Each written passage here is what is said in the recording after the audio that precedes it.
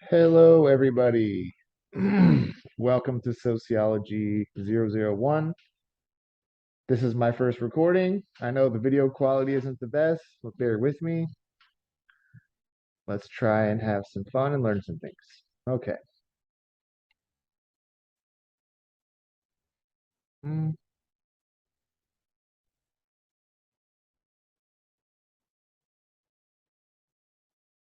There we go.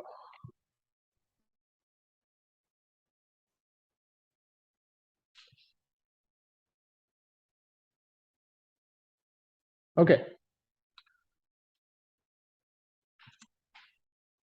So I like to open up every class with something my uh, Professor Herbertschmeyer at Humboldt State, now Cal Poly Humboldt, uh, would used to say often in the morning, 8 o'clock class, which I'd show up 15 minutes late usually. We should remember that we are lucky to take time and talk about ideas and have enough order in our country. There's no like military tanks or gunfire or instability. I mean, we have some, but not enough to be really worrisome as if we were in a third world country. So, and another thing to remember that we are in a community college, and many countries, I don't know of any other ones, don't have this. So if you mess up in junior high, you don't get into a good high school. You kind of go into the working world. So in countries like the UK or Japan, you have to apply to a high school as sort of like the way a college works here.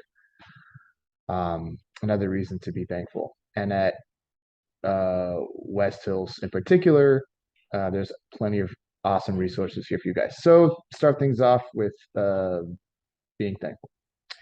My background, briefly, before the pandemic, I did Chinese medicine, which is acupuncture and herbs.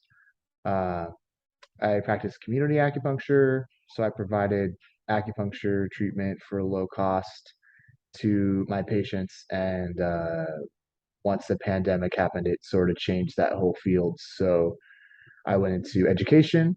I still substitute for Fresno Unified part time. I was doing it full time until I got this job at West Hills. So a little bit of a career change, a lot of bit of a career change, but there were a lot of interesting sort of like streams of knowledge that got me to sociology. But I'll tell you guys that probably in person class. Another thing to keep in mind, the academic environment is different than a lot of other environments that we are in. It's not a family dinner, it's not the bar, it's not a conversation with your friends. It's a space where we're supposed to use critical thinking. Um, Sorry, I think that's oven going off, making some chicken. Um, can you take that out? Okay, thank you. It's different.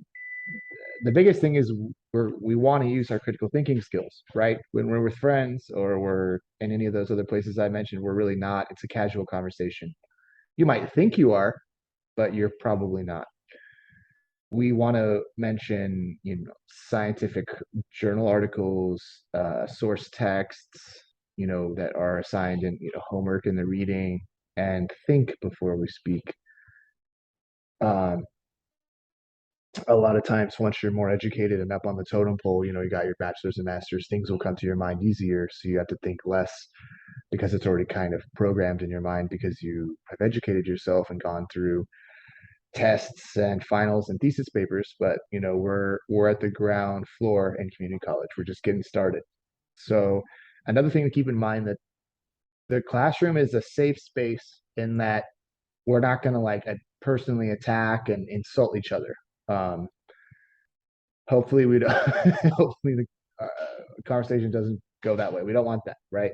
And it isn't a safe space because you're going to come into class with preconceived notions. You're going to have a worldview, or even if you think you don't, your worldview is probably going to consist of books or movies or things your parents have said or friends have said, and you might not believe those anymore once you have those challenged, or it might be scary to have those challenges. That's not meant to be a personal attack, especially when we go through these readings. They're going to challenge a lot of things that you believe, or they might be completely new, but that's unsafe inherently, right? That's something different. And when your worldviews are changed, we'll learn there's a lot of sociologists who speak about this being a frightening experience, and um, so on. It's not safe. It's scary. It's terrifying, and it should be, because that's the process of you dispelling ignorance and kind of building up, your moral values or your worldview or your belief structure. That's what college and the university is supposed to be.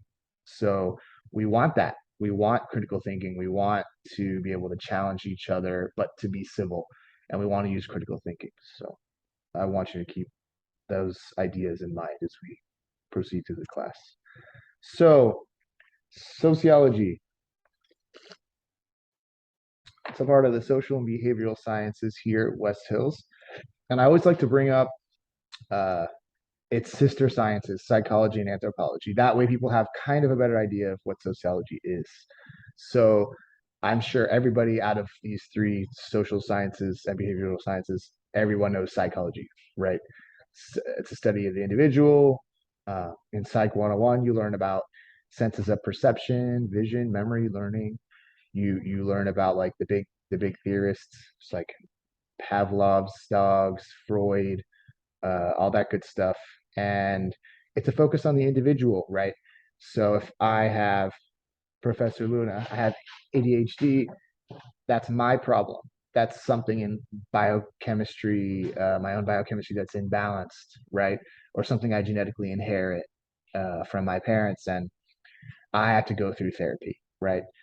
So if we were to look at this through a sociological lens, we would look at my family, not just genetically, but how I was raised, right?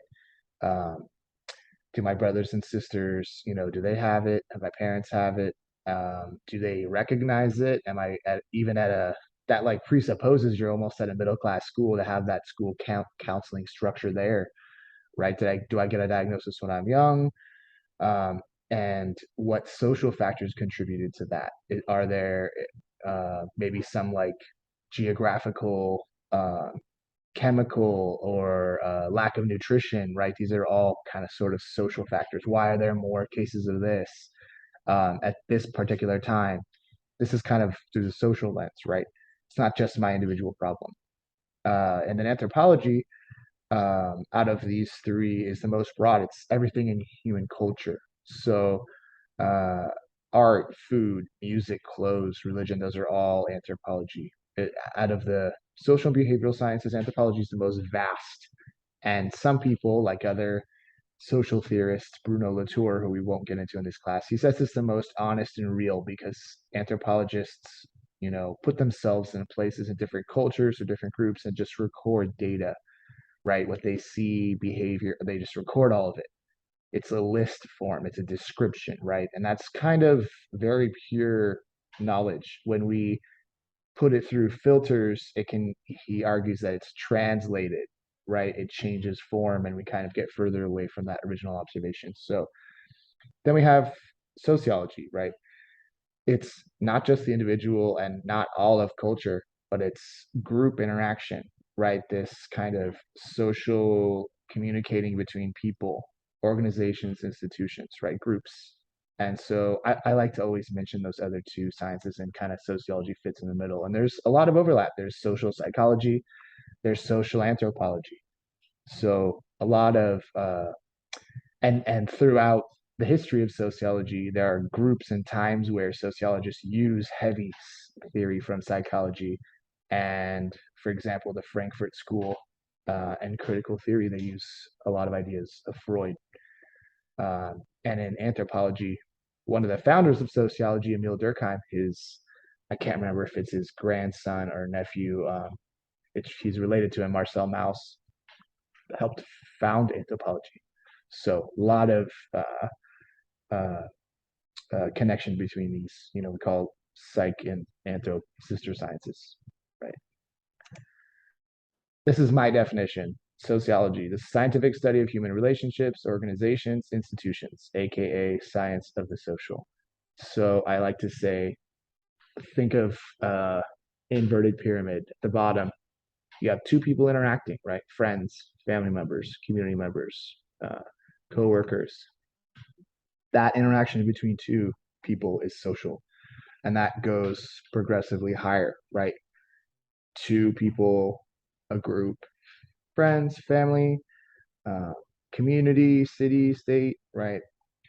I think the most complex, large institution and organization would be a religion, right? We have uh, codes, sacred texts, rites, meetings, membership. Uh, Again, Emil Durkheim, who helped found sociology, uh, he defined, or one of his texts right before he died was called Elementary Forms of Religious Life. So he believed that religion was the first form of thinking for people. So linguists would say we have structures in our brain that make us use language, and that language is important to thinking. But Durkheim argues it's religion, and particularly sorting from things from sacred and the profane, right? So that would we'll get into this later, uh, but religion and sociology are very closely connected. Another idea, Emil Durkheim, that I like to mention is social facts, right? An external force influencing an individual against their will. So I like to say that if you're born in the United States and raised here, you are Christian. What does that mean? Does that mean you go to church and you are automatically everybody gets thrown into a river and baptized? No. It means you're socialized in a Christian way. So I don't mean to say this to offend anybody, but the Puritans who Puritan Christians who founded this country, and all this infrastructure, cultural infrastructure is just modeled by Christian religion, right? So I like to tell people, if even if they think they're atheists or agnostic, they're kind of programmed in a Christian way, right? So if you sneeze, people oftentimes people say bless you. If you're scared, people say Jesus Christ. The way we keep time, uh, BC or AD, before Christ, uh, Anno Domini in the years of our Lord, or in the social sciences we use Common Era, before Common Era, but the 0 point is when Jesus died. Our calendar is Gregorian calendar, which is a domination of Catholicism. There's all these structures, we're at college, right? The first colleges were monasteries. So I don't think you have to be a Christian or you're like for the rest of your life, but until you, I mean, and if you are willingly and you convert, great. Just saying that you are kind of conditioned to behave as such against your will unconsciously. And the way to kind of liberate yourself would be to learn how and question that behavior and probably go through some kind of psychological therapy to replace those views with other views. But anyway, different. That's we won't go down that route, but food for thought. Research methods. So in sociology, we use primarily quantitative and qualitative methods. So when you think of quantitative, think quantity numbers, right? So we had a lot of sociologists in the university use survey. And there's pros and cons. There's some large surveys that we can get great data from to realize uh, correlations, to get objective truths from large sample sizes. So some people like to engage in this kind of research, and it's kind of, I think, a little impersonal, but easier to design compared to like a psychological research study, because you have the potential to cause kind of more distress in that way. And a survey usually, maybe a question might offend you, but that's not as like uh, extreme as a lot of the history of psychological experiments, which you can learn about on your own. Uh, anyway, moving on, qualitative. So think qualitative quality. So I like to think of like quality time spent with someone. So these are like personal interviews, um, going to a physical location and observing them, or participant observation. You kind of join the group and as you observe them. And this is kind of getting into the domain of ethnography. This is just recording the interactions with the population you want to study. And this technique is huge in anthropology. So again, this is kind of like a common area for both of these social sciences. And So I like to tell people think of like uh Jumanji, Robin Williams character, the guy who kind of pursues him, the English guy with the gun, and he's wearing like the tan suit and the funny hat. That's kind of like the quintessential anthropologist. Or if you see Indiana Jones, he's an anthropologist, right? Um, you go and study natives and you're taking notes and you never want to go native. You never want to join them. You want to remain a scientific observer and you collect artifacts and whatnot. But that we don't really collect things like that. But ethnography, we just observe the social environment, right, and record that data. And then there's theoretical writing. So in sociology, there's a lot of relation to philosophy. So in some of our theoretical writings, especially classic theory, we don't we use data like Emil Durkheim from his observations in one of his early books, Suicide.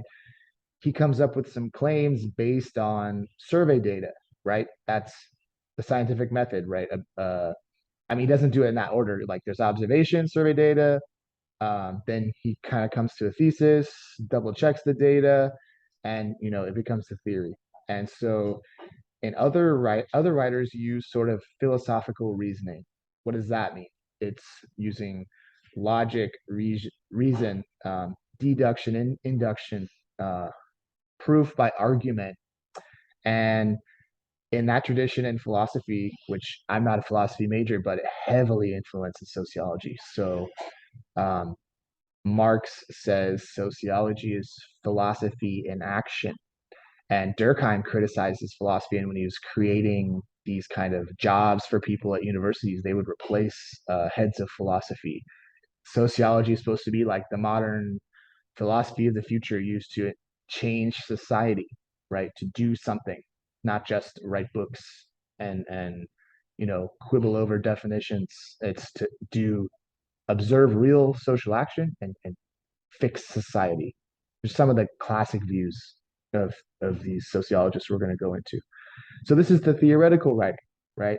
And usually when we gather data, we kind of there's a reason why there's classic theory. It's because it's not just because it's random and it's unimportant ideas from dead white guys, which there are a lot of those ideas, but we don't hold on to them unless they are useful or practical. There's some tradition, but some people argue, especially with Durkheim in sociology, like, oh, he's not relevant anymore. And in the study of religion, he is. And in my areas of research, especially, it's just people who don't use them or not when something's not your area of expertise. Oftentimes, people forget to say they don't know or they need more research. So, social theory is a little different than other sciences. So, for example, in biology, right, you're going to observe some, let's say, trees in the forest. So this is kind of like forestry, which is uh, specialization of biology. So you observe tree rings, right? You, I'm not. This is not my specialty, but you can tell like patterns of droughts, how old the tree is. That's observational research, and that's valid.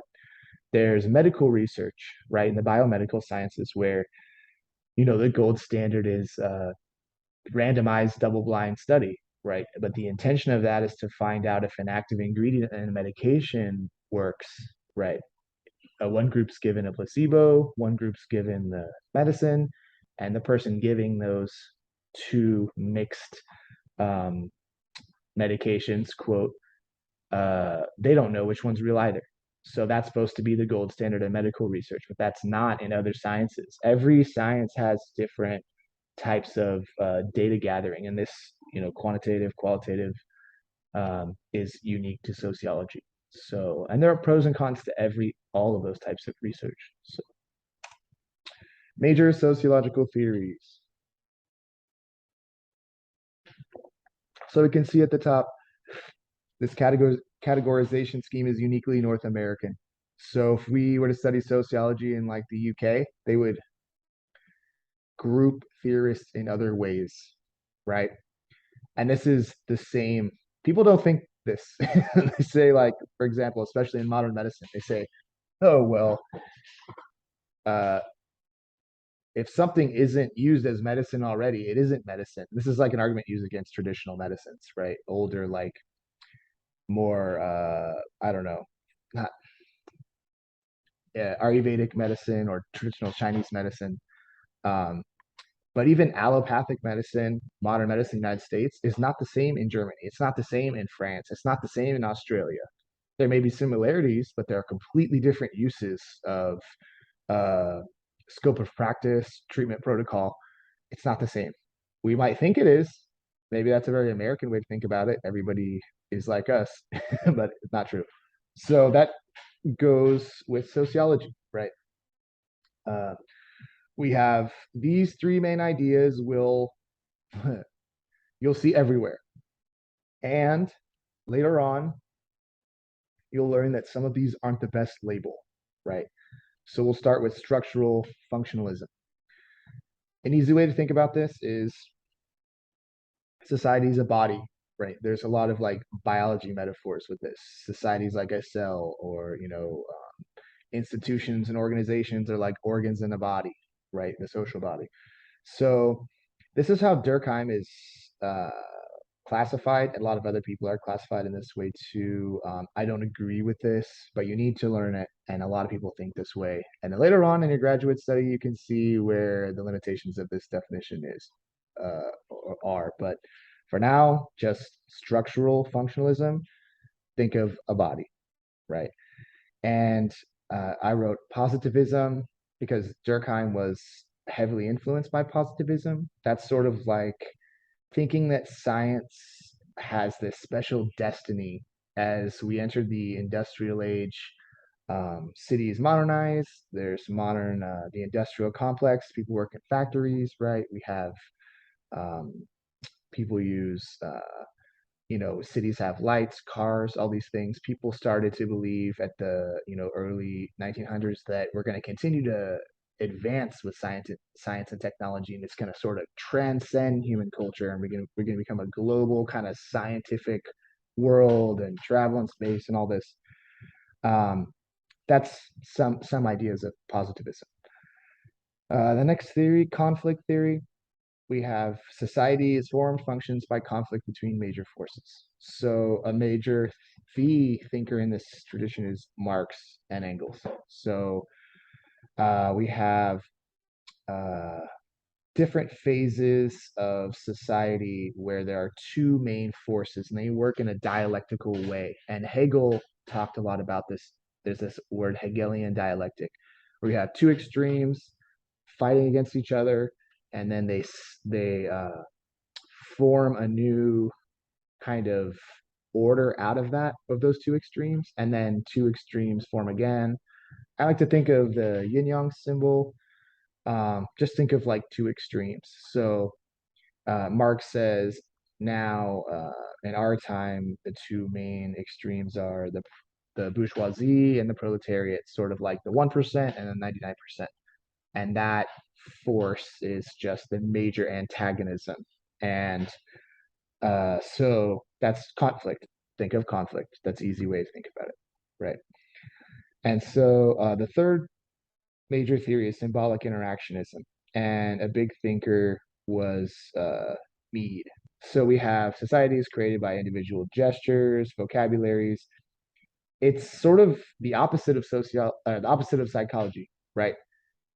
Yourself is created by social interactions and nothing but social interactions, right? That's how we kind of develop. We communicate through physical hand gestures. If I give a thumbs up and somebody else gives a thumbs up, I realize, okay, thumbs up means good. Okay, yes, positive gesture, right? And we use words every day as we're children unto when we develop into adults that are just useful everyday things, and we uh, learn to behave in different stages of development based on social interactions. So one example that me gives is games, right? That's a very important form of human development, and we see uh, on games and toys, there's the kind of suggested age. And because there's a reason, if you try to play a board game like Monopoly or Candyland with a 3-year-old or 2-year-old, first off, they're not going to understand how to play, not going to understand the directions.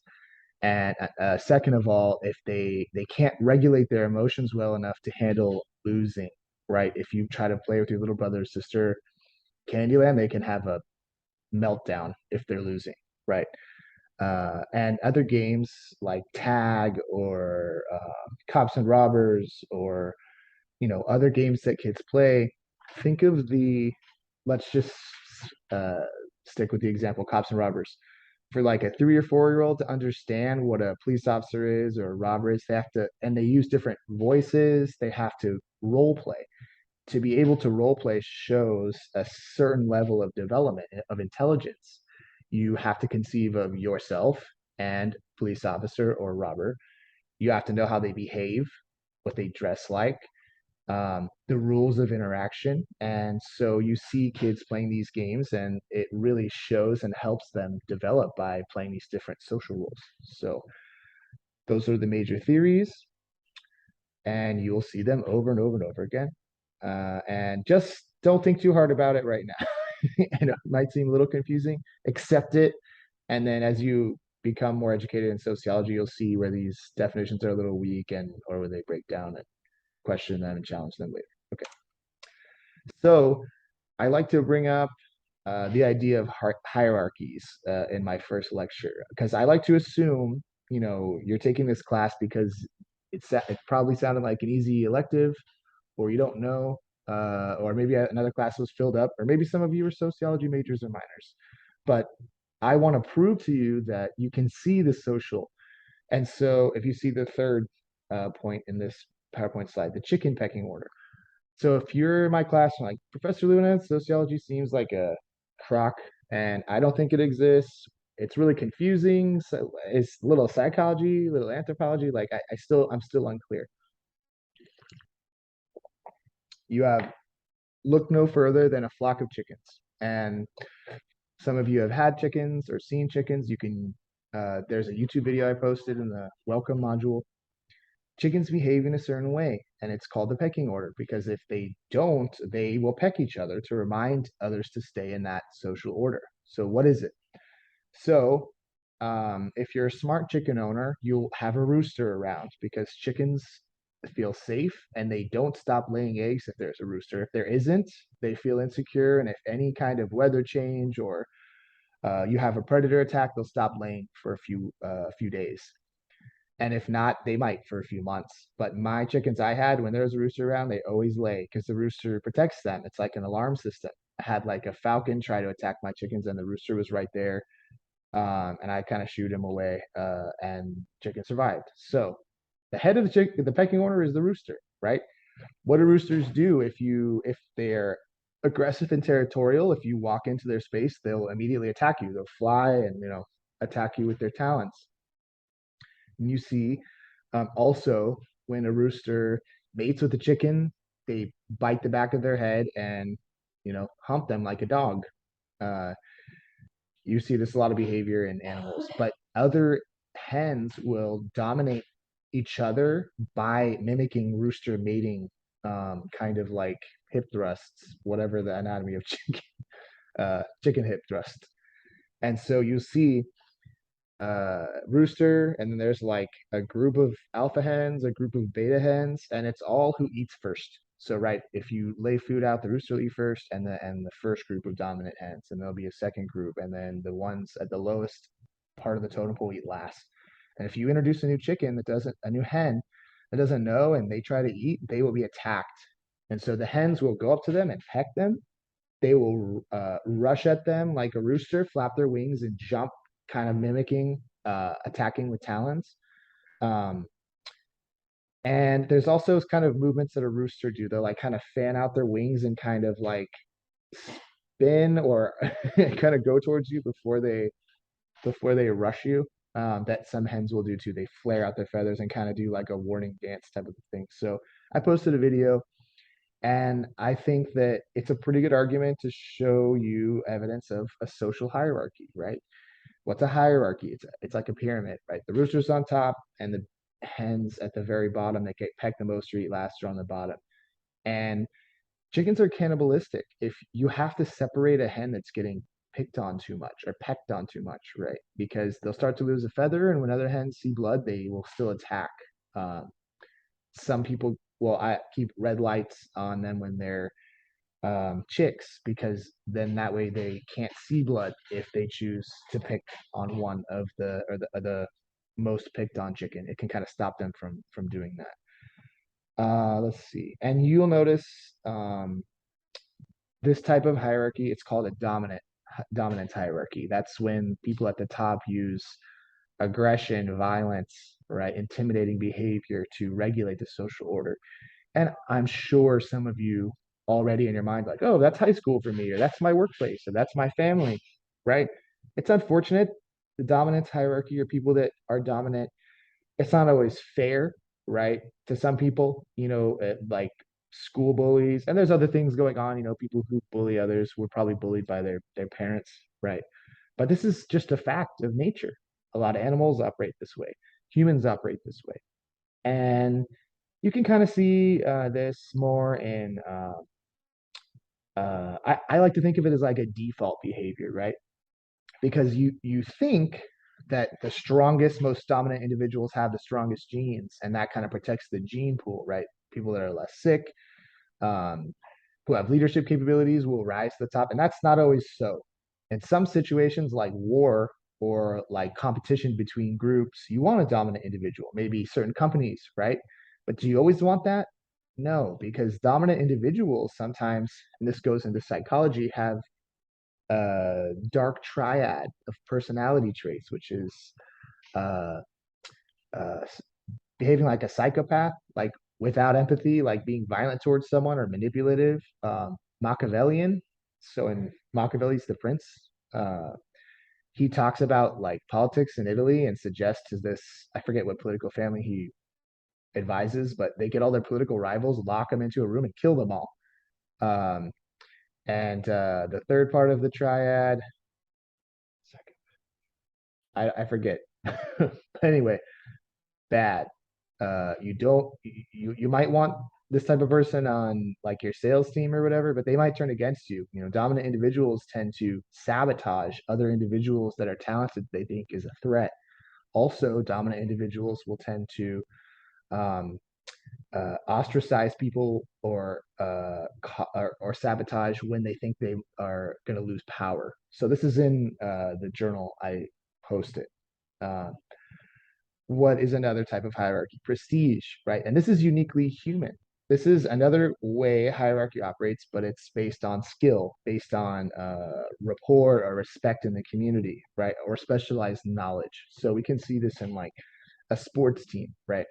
We might have, and there's a mixture of these, right? In football, you're going to have football skill plus dominance because you need that kind of aggression to win, but maybe not so much in basketball, right? If you have a person that's leader of your team that's acts dominant but isn't skilled at basketball, they're probably not going to be the team leader.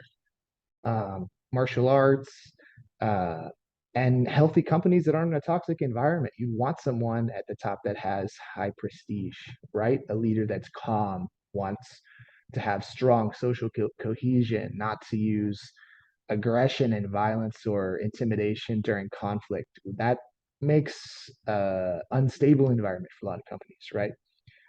So prestige hierarchies, uniquely human. Oftentimes these hierarchies are mixed and people prefer different leaders at different times. In times of conflict within a group, people prefer prestige, a leader who has high prestige to solve kind of inter group conflict. But if there's competition between groups, people tend to want a dominant leader, right? So the chicken pecking order was just one example, but this is aspects of social interaction and social behavior in hierarchies. Okay, this is an example of the social. All of you guys can relate to this, and it happens in the classroom. I'm the professor. I'm high in the hierarchy, right? Maybe the students with the highest grades or students that sit close to the front are a little higher. The students that show up on time, right? There's everywhere we go that this exists. Is it fair? No, right? Is it the best way to socially organize? I would say the prestige is, and sometimes dominating, maybe in a sports competition or some other competition, but prestige sounds better, but it's important to recognize these things. This is kind of using our the skills in sociology to observe the socials. So we'll get into some of the reading some more, and I hope you enjoy the class. This is the first recording I made, so I'm sorry it's a little rough. I'm probably going to make a few more, but this is version one. If you have any questions, email me and or you can ask me in class. I hope you enjoy the class, and I'll see y'all soon. Take care.